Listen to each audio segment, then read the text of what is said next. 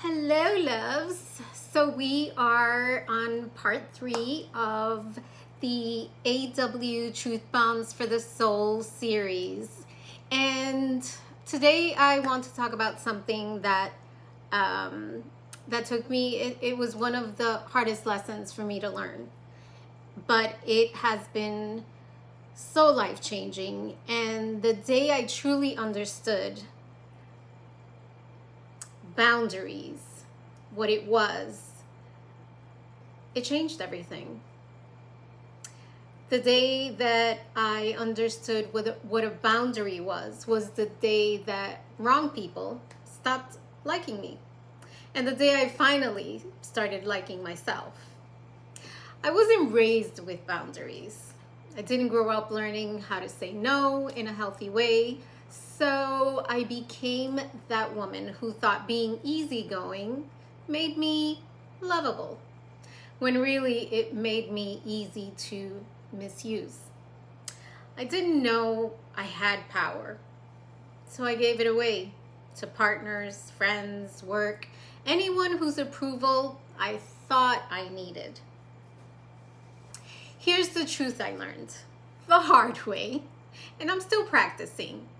You can't protect a boundary that you don't have. And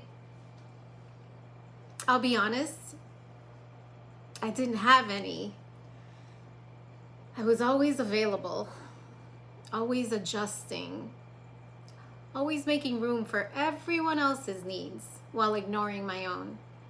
If someone crossed the line, I let it slide. If someone pushed, I folded. If someone disappointed me, I forgave them before they even processed it. Not because I was kind, I'll be honest, but because I was afraid. Afraid to lose people, afraid to rock the boat, afraid to be too much. The only person I kept losing was me. People weren't impressed by how flexible I was. They were impressed by how much I tolerated. And when someone knows you don't have any boundaries, they know they can get away with anything. But everything shifted in one quiet moment. No drama, no explosion, just me realizing if I don't choose me, no one else will. That was one of my several awakenings. That's when I learned the truth, that a boundary isn't a wall. It's not punishment. It's not you being dramatic. A boundary is simply you telling the world how to treat you.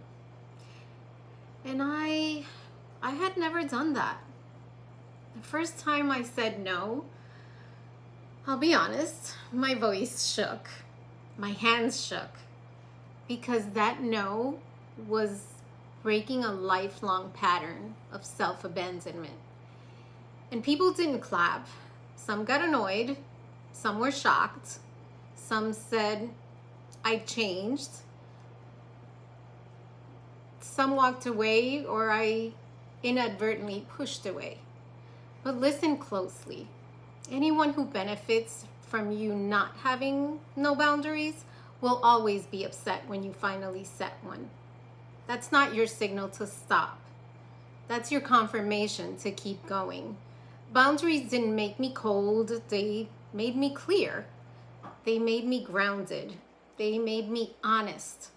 They made me finally feel like myself.